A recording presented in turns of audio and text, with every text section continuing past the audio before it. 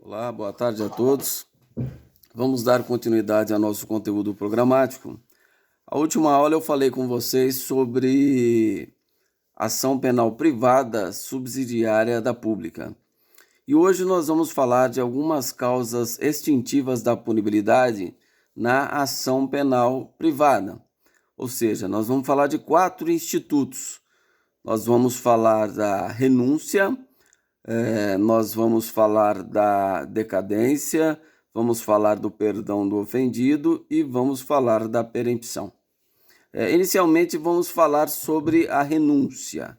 Então, a renúncia só tem cabimento na ação penal privada, exclusiva, principal propriamente dito, e também na ação penal privada personalíssima. Né? Na ação penal privada subsidiária, ela não produzirá qualquer efeito, nós vamos ver isso mais adiante. Tá? Mas o que é a renúncia?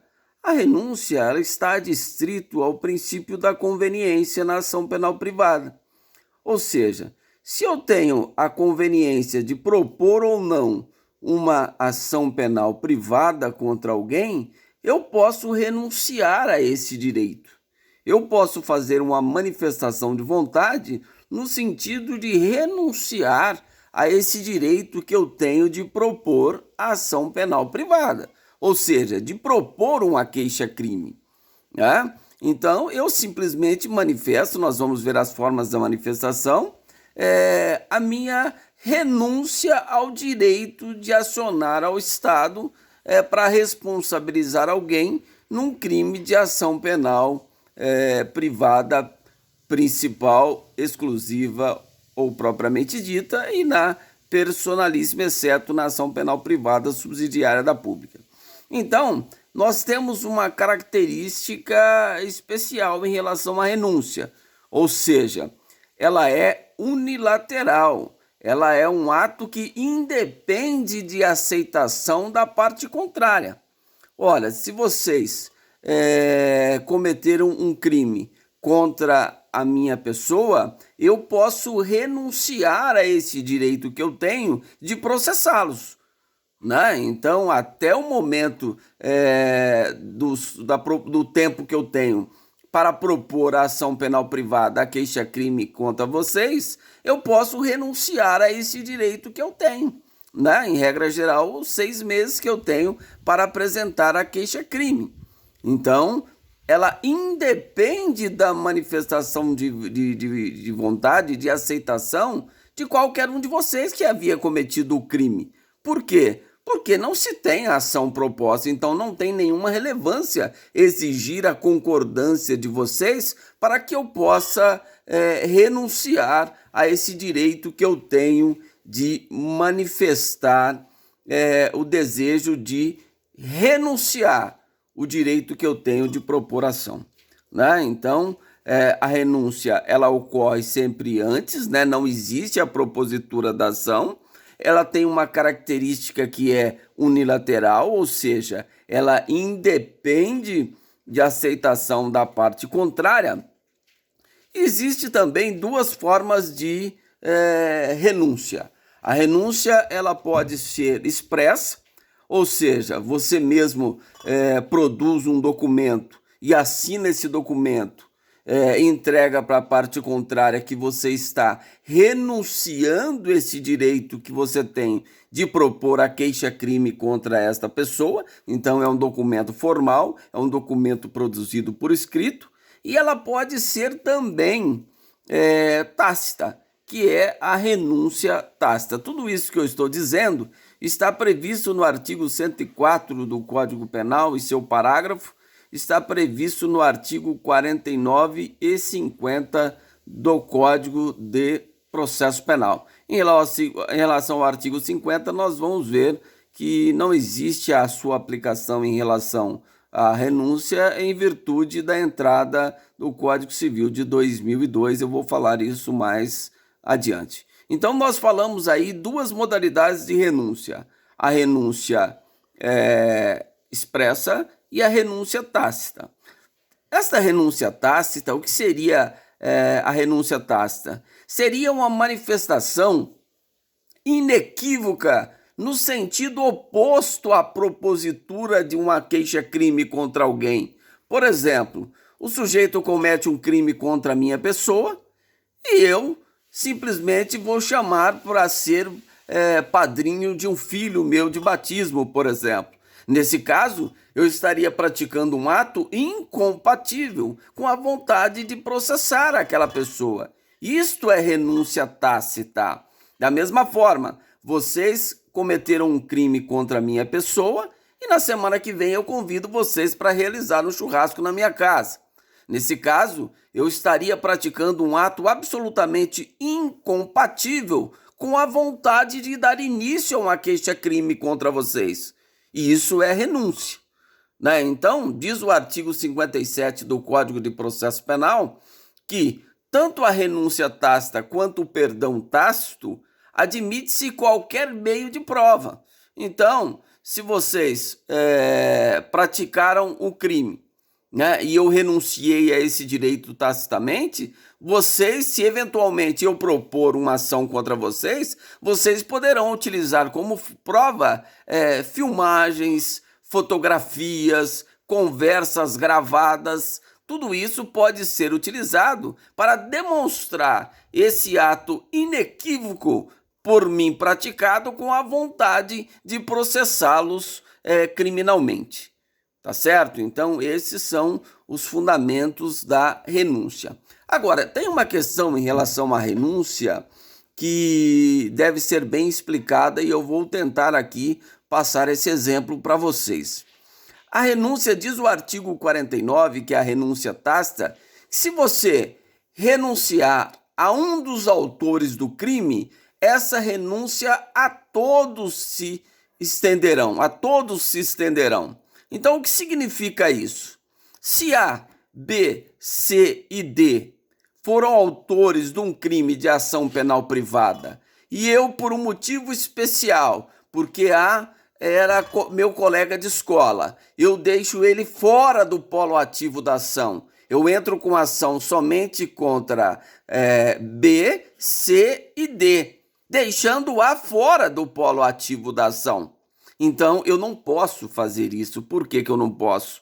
Se eu renuncio a um, renuncio a todos. É a renúncia tácita ao direito de ação. Então, nesse caso, o Ministério Público, nos termos que determina o artigo 48, que o Ministério Público deverá velar pelo princípio da indivisibilidade da ação penal privada, ou seja, a ação penal deve ser proposta contra todos os autores do crime. Nesse caso, como a exclusão, ou seja, eu deixei A fora do polo ativo da ação por mera liberalidade, ou seja, por uma exclusão que foi injustificada, operaria então a renúncia tácita ao direito de ação estampada no artigo 49 do Código de Processo Penal. Nesse caso, o Ministério Público não poderia aditar a queixa para incluir no polo ativo da ação o A que ficou de fora por mera liberalidade da minha pessoa, porque ocorreu a renúncia tácita. Agora, outro exemplo diferentemente desse primeiro, vamos dizer que A, B, C e D cometeram um crime de ação penal privada. Eu requeri a instauração de inquérito policial, o delegado investigou, e não ficou claro no inquérito policial que A teria participado do crime. Então, eu, como advogado, vou propor uma queixa-crime no Poder Judiciário contra B, C e D, porque para mim não ficou claro que A teria participado desta ação criminosa no inquérito policial. Nesse caso, a pergunta é: o Ministério Público, nos termos do artigo 48 do Código de Processo Penal, ele poderia aditar para fazer acrescentar o A no polo ativo da ação penal pelo princípio da indivisibilidade? Sim, nesse caso a resposta é afirmativa. O Ministério Público deve incluir A no polo ativo da ação penal, porque não houve uma exclusão é injustificada. A exclusão, nesse caso, quando eu deixo o A fora do polo ativo da ação, essa exclusão ela foi justificada. Não foi mera deliberação, como eu disse no exemplo anterior. Ora, eu deixei A fora do polo ativo porque ele foi colega meu de escola. Então, nesse caso, foi uma exclusão injustificada, operaria a renúncia tácita e o Ministério Público não poderia ditar a queixa. Agora, no segundo exemplo, não há exclusão injustificada. A exclusão foi justificada. Nesse caso, o Ministério Público deve aditar a queixa no prazo que a lei determina, ou seja, aquele prazo do artigo 46 do Código de Processo Penal. O Ministério Público poderia, e nesse caso deveria, aditar a queixa-crime no prazo de até 3 dias. Tudo bem? Então, falamos da renúncia ao direito do exercício da ação penal, tá? E falei do princípio da indivisibilidade em relação à renúncia tácita, que é um ponto de autoindagação que não pode ficar nenhuma dúvida, porque senão você vai ter problema futuramente na interpretação. Tudo bem? Em relação à renúncia ao direito de ação, e só um outro detalhe, a legitimidade, quem pode renunciar a esse direito? Né? O ofendido, ou seja, aquele que foi vítima do crime, que passa a ser o querelante, o autor da ação penal privada, seus representantes legais, e um detalhe, a renúncia também pode ser feita por procurador com poderes especiais, ou seja, aquele que foi vítima do crime, ele pode outorgar poderes a um representante legal, né, desde que seja poderes especiais, especificando qual o crime, contra quem a pessoa que deve operar essa renúncia, justamente para delimitar responsabilidade de mandante e mandatário, daí a necessidade de ter poderes especiais outorgados ao procurador, no caso, para que ele possa renunciar. Tudo bem? Podemos então passar a mais uma causa extintiva da punibilidade? Nós vamos falar agora da decadência. A decadência é uma das formas de extinção da punibilidade na ação penal privada, ou seja, na queixa-crime, e no direito de exercer a representação nos casos de ação penal pública condicionada à representação. A decadência ela está prevista no artigo 107 do Código Penal, onde existe as causas gerais de extinção da punibilidade, dentre elas a renúncia, a perempção, o perdão do ofendido e a própria decadência, todos eles previstos no artigo 107 do Código Penal. Mas também a decadência ela está prevista no artigo 103 do Código Penal e também está prevista no artigo 38 do Código de Processo Penal, onde diz o seguinte: o ofendido ou seu representante legal decairá do direito de queixa ou de representação se não for exercido no prazo legal de 6 meses da data que tomou conhecimento quem foi o autor do crime, ou no caso do artigo 29 da ação penal privada subsidiária da pública, do dia que se escoar o prazo do Ministério Público para o oferecimento da denúncia nos termos do artigo 46 do Código de Processo Penal. Então, a decadência é um instituto de direito material, ou seja, ela está prevista no Código Penal, mas também tem a sua previsão lá no Código de Processo Penal, no artigo 38, conforme nós já referenciamos. A decadência, o prazo de contagem, a regra geral do direito de você oferecer a queixa-crime é de 6 meses, cuja contagem não é da consumação do crime, mas da data que o ofendido tomou conhecimento quem foi o autor do crime. E também para exercício do direito de representação, na ação penal pública condicionada à representação. A regra geral, o artigo 103 e o artigo 38 do Código de Processo Penal, 103 do Código Penal, diz que você tem até 6 meses para exercer esse direito de queixa ou de representação. É lógico que as leis especiais podem trazer prazos diferenciados.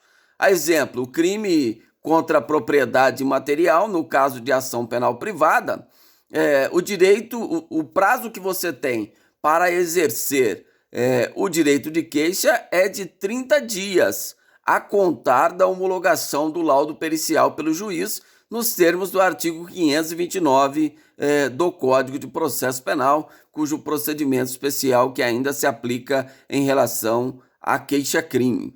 Né? Então, muito importante essa questão essa contagem do prazo decadencial. E como que ela é feita, esta contagem? De acordo com o artigo 10º do Código Penal, ou seja, inclui-se o dia inicial no cômputo do prazo. Então, se eu tomei conhecimento que o autor do crime foi o fulano de tal, e esse conhecimento eu tomei na data de hoje inicia-se o prazo decadencial para o oferecimento da queixa-crime ou para o exercício do direito de representação, certo? E esse prazo, ele conta de acordo com o artigo 10º do Código Penal, incluindo o dia inicial no cômputo do prazo. E o prazo decadencial, ele não interrompe, ele não suspende, ele é contínuo e peremptório. Então, se esse prazo fatal se der num sábado, num domingo ou no feriado, é evidente que você tem que procurar o Poder Judiciário para distribuir, para pegar a assinatura do juiz que você está distribuindo, entre aspas, protocolando o seu direito de queixa ou direito de representação, porque senão vai ocorrer a extinção da punibilidade pela decadência, porque a decadência não interrompe, não suspende, o prazo é contínuo e peremptório. A exemplo que nós já comentamos quando do estudo do inquérito policial. Se você tem 6 meses para o oferecimento da queixa-crime perante o Poder Judiciário, né, o requerimento de instauração de inquérito frente à delegacia de polícia, ele não interrompe, ele não suspende o prazo decadencial que você tem de até 6 meses para o oferecimento da queixa-crime, porque o artigo 38 e o artigo 103 do Código Penal diz que os 6 meses é para você estar em juízo, distribuindo a sua queixa-crime ou protocolando a sua representação frente à autoridade judiciária, frente ao Ministério Público ou frente ao delegado de polícia para que ele possa instaurar inquérito policial através da representação. Tá? Então, esse prazo ele é fatal, ele é peremptório, não se interrompendo com a simples instauração de inquérito policial. Então, esta é a decadência que deve ser observada. A decadência é a perda do direito de ação, se não for exercida a queixa-crime dentro do prazo legal, ou seja, se você não distribuir. Não é o recebimento do juiz da peça inicial, mas é da data que você está distribuindo a ação perante o Poder Judiciário, ou a data que você está protocolando a sua representação, independentemente do recebimento da mesma ou não. Nesse momento, você garantiu o seu direito de ação. Não houve a perda do direito de ação pela decadência, cuja previsão nós já referenciamos por várias vezes, mas não custa repetir, artigo 38 do Código de Processo Penal, artigo 103 do Código Penal e artigo 107 do Código Penal. Então, falamos aí o segundo instituto, que é a decadência, que se aplica em relação à ação penal privada e ao exercício do direito de representação. Tudo bem? Só fazendo uma revisão, já que tivemos oportunidade nas aulas anteriores de inquérito policial de tratar sobre esse assunto prazo decadencial, contagem, prazos especiais. Tudo bem? Então vamos passar agora a falar sobre o perdão do ofendido, né? Então, o perdão do ofendido, ele está adstrito ao princípio da disponibilidade, né? A partir do momento que eu tenho a conveniência, a oportunidade de propor ou não uma ação penal privada perante o Poder Judiciário, né? E eu posso propor ou não. Se eu proponho a ação, nada mais é justificável que a partir do momento que essa ação esteja em trâmite, eu possa desistir desta ação. Eu posso perdoar esta pessoa que praticou o crime contra a minha pessoa. Então, o perdão ele só pode ocorrer após a distribuição da ação penal privada, ou seja, somente após a distribuição da queixa-crime. Até que momento ele pode ser dado? Até o trânsito em julgado. Então, o perdão do ofendido, ele pode ocorrer a partir do momento que teve início a ação penal privada, ou seja, a queixa-crime, até o trânsito em julgado da mesma pode ser exercido o perdão do ofendido, que é uma causa extintiva da punibilidade que está prevista, né, no artigo 105 e 106 do Código Penal, está prevista no artigo 107 do Código Penal, está previsto também no artigo 51 e seguintes do Código de Processo Penal. Nós temos que diferenciar aqui o perdão do ofendido também com o perdão judicial. O perdão judicial é aquele que o legislador estabelece na lei, né? Então, se o legislador fala lá no artigo 121, parágrafo 5º do Código Penal, né, no homicídio culposo, o juiz pode deixar de aplicar a pena, isso nós estamos falando em perdão judicial. É aquele que o legislador quis admitir e o juiz poderá aplicar ou não. O que seria um exemplo de um perdão judicial? O exemplo clássico: o pai esquece o filho trancado dentro do carro, sem nenhuma vontade de praticar esse ato, ou seja, ele foi negligente ao deixar o filho dentro do carro e o filho veio a falecer. Nesse caso, nós podemos falar em perdão judicial. Por quê? As consequências do ato atingiram o agente de forma tão grave que se tornou desnecessária a aplicação da pena. Isso é perdão judicial. É isto que o legislador quis prever na lei. Então, diferentemente do perdão do ofendido, esse ele tem cabimento na ação penal privada exclusiva, na ação penal privada personalíssima e na ação penal privada subsidiária da pública. Nem a renúncia e nem o perdão não tem nenhuma consequência. Por quê? O sujeito pode perdoar numa ação penal privada personalíssima, o querelante pode perdoar o autor do crime, ou seja, o querelado, na ação penal privada subsidiária da pública, ou seja, ele simplesmente outorga um documento perdoando. A viúva perdoa o autor do crime, já que o Ministério Público não ofereceu denúncia no prazo legal, a viúva propôs uma ação penal privada subsidiária da pública e ela quer perdoar o autor do crime. Nesse caso, ela até poderá fazê-lo, escrito tacitamente. Mas qual a consequência disso para o processo? Nenhuma, porque o Ministério Público deverá retomar o processo como parte principal nos termos que determina o artigo 29 do Código de Processo Penal, que nós já falamos sobre isso. O Ministério Público retomará como parte principal. Ele retoma a titularidade da ação, cujo ele havia perdido o prazo que motivou a propositura de uma ação penal privada subsidiária da pública.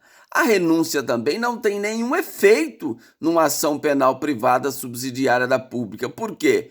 Ora, a viúva pode até renunciar ao direito de entrar com a ação, ao direito de propor uma ação penal privada subsidiária da pública. Mas qual o efeito dessa renúncia? Nenhuma, porque o crime é de ação penal privada. Então, enquanto não ocorrer a prescrição do crime, o Ministério Público pode oferecer denúncia. Então, nem a renúncia, nem o perdão do ofendido surtirá nenhum efeito em relação à ação penal privada subsidiária da pública. Em relação à renúncia, o Ministério Público poderá propor a ação penal enquanto não ocorrer a prescrição. Em relação ao perdão do ofendido, né? Se o ofendido resolveu perdoar o ofensor na ação penal privada subsidiária da pública, não surtirá nenhum efeito, porque o Ministério Público retomará como parte principal nos termos em que determina o artigo 29. Bom, o perdão, então, ele pode ser dado após a propositura da queixa-crime até o trânsito julgado da mesma. Quais as modalidades de perdão que existe? Existe o perdão expresso, é aquele que é formalizado pelo o ofendido e entregue, ao ofendido não, ao ofensor, né? Ele pode oferecer o perdão, esse perdão ele pode ser expresso, né? Que será entregue à parte que praticou o delito, né? O perdão ele pode ser tácito. Um exemplo claro: vocês ofenderam a minha honra esta semana. Semana que vem eu proponho uma ação contra vocês, o processo está em trâmite. Na outra semana nós vamos combinar um churrasco, tudo por minha conta, todo mundo confraternizando. Ora, nesse caso, eu estaria praticando um ato absolutamente incompatível com a vontade de continuar com aquela ação penal contra vocês. Então eu posso fazer isso. Eu posso, em nome do princípio da disponibilidade, eu posso perdoar vocês, expressa ou tacitamente. E o perdão tácito admitirá qualquer meio de prova, tal como a renúncia, nos termos em que está previsto no artigo 57 do Código de Processo Penal.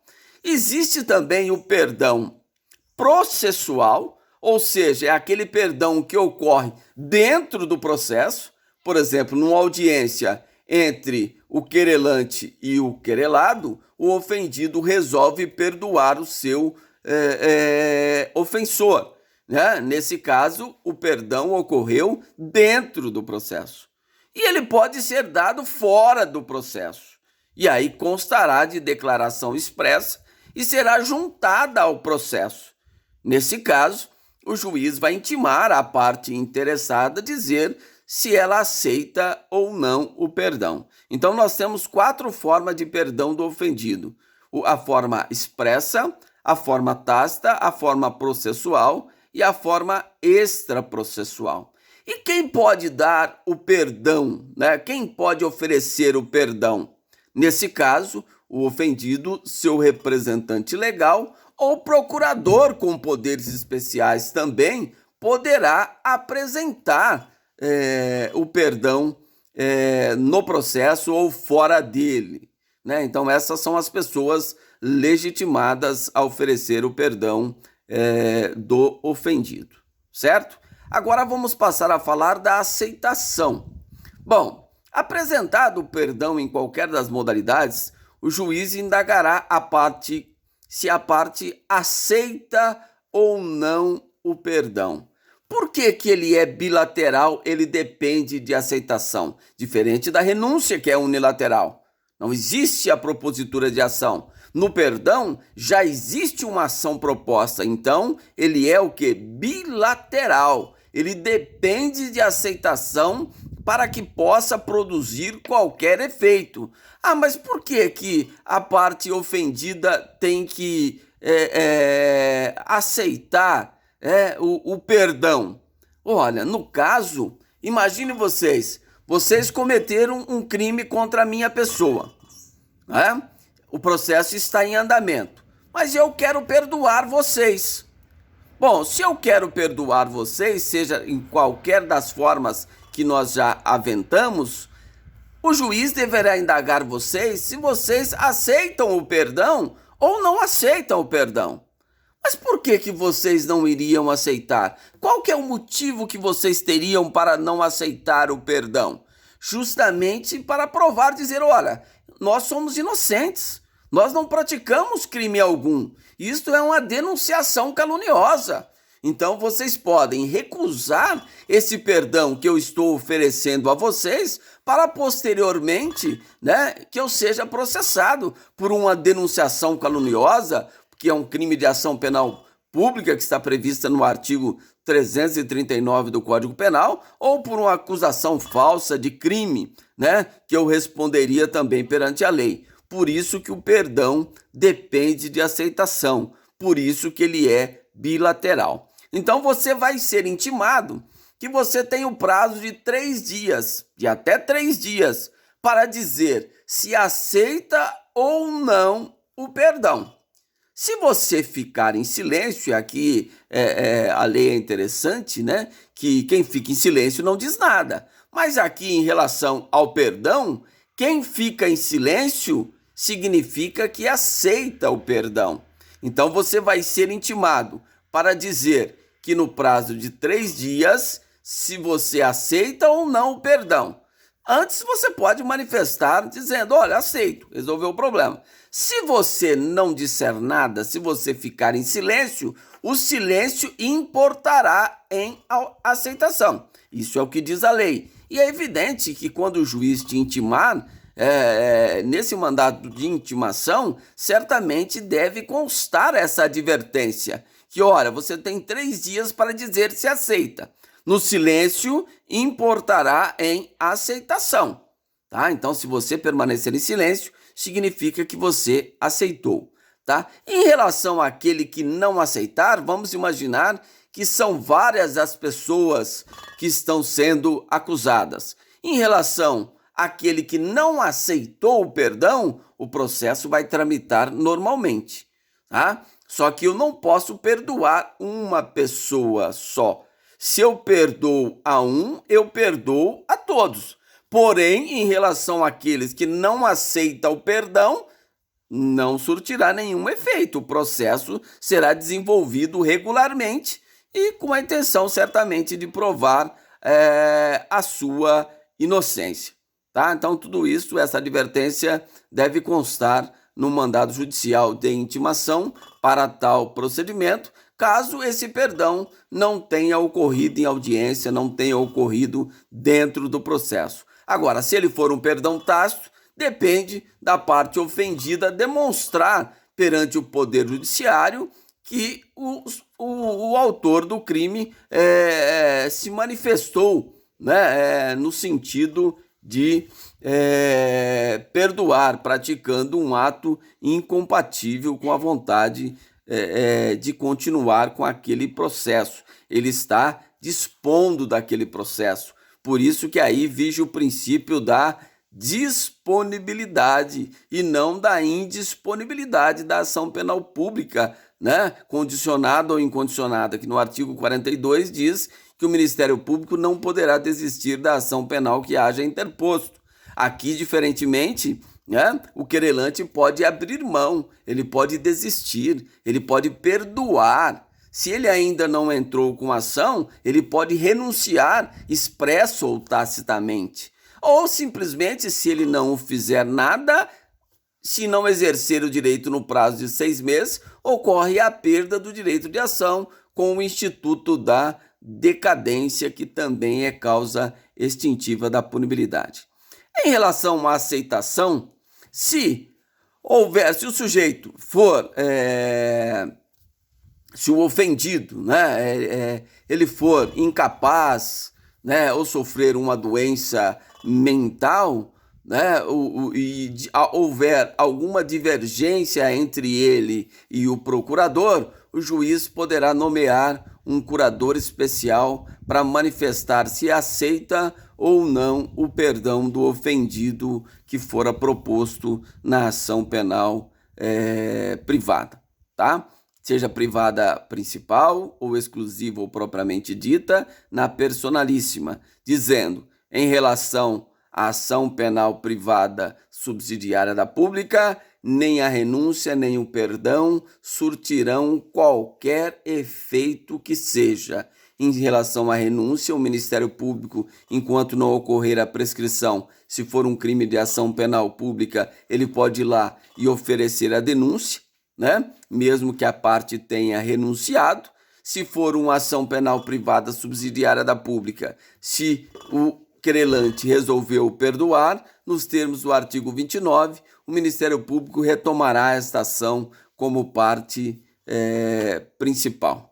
Tá certo? E em relação aos 3 institutos que nós comentamos até agora, que são causas importantes de extinção da punibilidade, todas previstas no artigo 107 e nos artigos dos demais dispositivos do Código Penal e do Código de Processo Penal já referenciados. Agora nós vamos falar da última causa de extinção da punibilidade, que é a perempção. A perempção, ela está prevista também no artigo 107 do Código Penal e está prevista também no artigo 60 do Código de Processo Penal. São 4 incisos de previsão da perempção que pode ocorrer na ação penal privada, né? Privada, exclusiva, principal, personalíssima, exceto no que se refere à ação penal privada subsidiária da pública, que a perempção não surtirá nenhum efeito, pois tem o artigo 29 que diz que qualquer inércia por parte do querelante, o Ministério Público retomará a ação como parte principal no processo. Então vamos lá. Nós vamos estudar agora o artigo 60, inciso 1, 2, 3 e 4 do Código de Processo Penal, que são as causas que levam o juiz a decretar a extinção da punibilidade pela perempção. São 4 hipóteses de cabimento de perempção. Perempção significa nada mais do que abandono do processo. Ora, se vige o princípio da disponibilidade na ação penal privada, eu posso perdoar a pessoa, como nós já falamos, mas eu posso também abandonar o processo, desistir do processo, largar o processo, né? Perempção, alguns doutrinadores dizem que é matar, é eliminar, é acabar, né? Mas vamos trabalhar como sendo um significado de desistência, de abandono do processo. O inciso 1 diz o seguinte do artigo 60. Ocorrerá a perempção toda vez que o querelante intimado a manifestar no processo e de forma injustificada deixar o processo paralisado por mais de 30 dias. Ora, se o juiz intima o querelante para dar andamento, para regularizar o processo, e o querelante deixa o processo de forma injustificada, paralisado por mais de 30 dias, significa que ele está abandonando, significa que ele está desistindo do processo. E isso é possível, e o juiz vai entender desta forma e vai extinguir o processo, reconhecendo a perempção com fundamento no artigo 60, inciso 1 do Código de Processo Penal. É lógico que esse abandono, esse deixar o processo paralisado por mais de 30 dias, deve ser por motivo injustificado. Ora, se eu sou o autor da ação, estou internado no hospital, sai uma publicação no Diário Oficial e o processo fica paralisado por mais de 30 dias, pois eu não tomei conhecimento desta publicação porque estava internado, é lógico que esse é um motivo justificável que não irá operar a causa extintiva da punibilidade, que é a perempção na modalidade do inciso 1º que nós estamos refletindo aqui nesse momento, do artigo 60, certo? No inciso 2 diz o seguinte, que quando falecendo o querelante, os sucessores não retomarem o polo ativo no prazo de 60 dias contados da intimação. Então, vamos imaginar que numa ação penal privada, numa ação de calúnia, venha o querelante a falecer, o processo está em andamento, ele veio a falecer. O juiz vai intimar quem? Vai intimar os sucessores. Quem são os sucessores? São aquelas pessoas do artigo 31, cônjuge, ascendente, descendente e o irmão.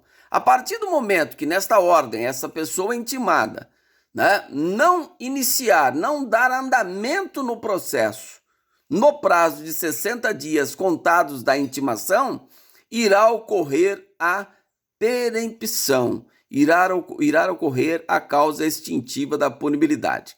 Agora, é lógico que quando nós falamos de ação penal privada personalíssima, vamos imaginar que o contraente ofendido, que propôs uma queixa-crime na forma do artigo 236 do Código Penal, que ele tem 6 meses a contar do dia que transitou em julgado a ação no cível que anulou o casamento por erro ou impedimento. O querelante propõe esta ação penal privada personalíssima e ele vem a falecer no decorrer do processo. Nesse caso, o juiz deve extinguir o processo reconhecendo a perempção com fundamento no artigo 60. Por quê? Ninguém poderá substituir o polo ativo desta ação penal, porque o direito ele é personalíssimo. Então, se o querelante na ação penal privada personalíssima falecer, é uma extinção da punibilidade pela perempção, porque ninguém poderá substituir o polo ativo da ação penal, porque o direito ele é personalíssimo. Tá certo? Então, da mesma forma, se ele renunciar, opera a causa extintiva da punibilidade, mesmo a ação penal privada personalíssima. Ele tem o direito de renunciar. E ele renunciando, ninguém poderá retomar porque ocorreu uma causa extintiva da punibilidade, que é a renúncia. E da mesma forma aqui, ninguém poderá substituir o polo ativo, vai ocorrer a causa extintiva da punibilidade, que é a perempção nos termos do artigo 60, inciso 2 do Código de Processo Penal. A outra causa extintiva da punibilidade da perempção, que é o inciso 3º do Código de Processo Penal, é quando a parte deva comparecer de um ato judicial imprescindível e sem motivo justificável ela não comparece ou não faz pedido de condenação em sede de alegações finais. Então, essas são as duas hipóteses de cabimento de perempção. No inciso 3º, a parte é obrigada a comparecer a um ato judicial e não comparece sem motivo justificável, ou ela não faz o pedido de condenação em sede de alegações finais. Esta primeira hipótese, vamos imaginar que existe uma audiência de instrução, e o querelante é intimado e não comparece nessa audiência sem motivo justificável. Nesse caso, o juiz vai entender que o querelante quer desistir do processo, que ele quer abrir mão do processo. Então, nesse caso, ele vai extinguir o processo com fundamento no artigo 60, inciso 3º. Agora, se o motivo for justificável, o querelante não compareceu porque estava internado, porque deu um problema na linha aérea onde ele estava vindo para a audiência. Então, nesse caso, são motivos justificáveis, onde o juiz não irá decretar a extinção da punibilidade pela perempção na forma do inciso 3º. Tá certo? A outra hipótese é não fazer pedido de condenação. Ora, se eu entro com ação contra vocês por calúnia, injúria e difamação, e durante as alegações finais eu só peço a condenação no crime de calúnia, nesse caso o juiz vai decretar a perempção em relação ao crime de difamação e o crime de injúria. Por quê? Eu não fiz o pedido de condenação em sede de alegações finais. É lógico que alguns doutrinadores discutem esta questão e dizem o seguinte: olha, não é necessário também um pedido expresso, esse pedido pode ser implícito. Eu posso reiterar o conteúdo da petição inicial, Olha, venho então dessa forma reiterar os pedidos transcritos na queixa-crime. Isso já é uma inequívoca manifestação de vontade, no sentido de que o querelado seja condenado nos crimes que eu descrevi na minha queixa-crime. Mas não custa você repetir de forma expressa, em sede de alegações finais, o seu pedido de condenação. Então, isso é muito importante. Outra questão que eu não coloquei em relação ao inciso 2, que é para vocês ficarem cientes, que é importante, na queixa-crime existe um procedimento especial no Código de Processo Penal, mas a doutrina, a jurisprudência já entendeu que, não sendo de competência do juizado especial, ela segue o rito ordinário do Código de Processo Penal, mas aplicando alguns procedimentos ainda adotados na lei especial, ou seja, no Código de Processo Penal. Nos procedimentos especiais, lá está contido o procedimento da queixa-crime, mas não se aplica mais, aplica-se o procedimento ordinário, exceto, por exemplo, o 529 e o 520, que eu vou dizer agora e explicar o porquê dessa divergência doutrinária. A audiência do 520 é quando o juiz, antes de receber a queixa-crime, ele intima a parte do processo, o querelado, para comparecer perante o juízo para verificar se há uma possibilidade de conciliação, tanto o querelante quanto o querelado. É marcada uma audiência do 520 para verificar a possibilidade de conciliação. Se o querelante não comparece nessa audiência de conciliação, será que o juiz vai decretar a perempção com fundamento nesse inciso que nós estamos explicando, que é o inciso 3º, quando ele deve comparecer num ato obrigatório do processo? Então, há essa divergência jurisprudencial e doutrinária, prevalecendo o entendimento que essa audiência do 520, ela integra o processo. Se ela integra o processo e o querelante não comparece, o juiz vai decretar a perempção. Outros dizem não, que não deve prevalecer, porque o processo nem sequer teve início. Porque só vai ter início o processo de ação penal privada, só vai ter início a queixa-crime depois que, marcada a audiência de conciliação, não houver conciliação, o juiz vai verificar se recebe ou não a queixa-crime. Então, por esse motivo, se o querelante não comparece à audiência do 520, não poderia ocorrer a perempção nos termos do inciso 60, inciso 3º do Código de Processo Penal. Então, há essa divergência doutrinária que eu acabo de colocar para vocês. E a última hipótese a ser tratada, a ser aventada aqui nessa aula de hoje, é o inciso 4º, quando a pessoa jurídica se extingue sem deixar sucessor.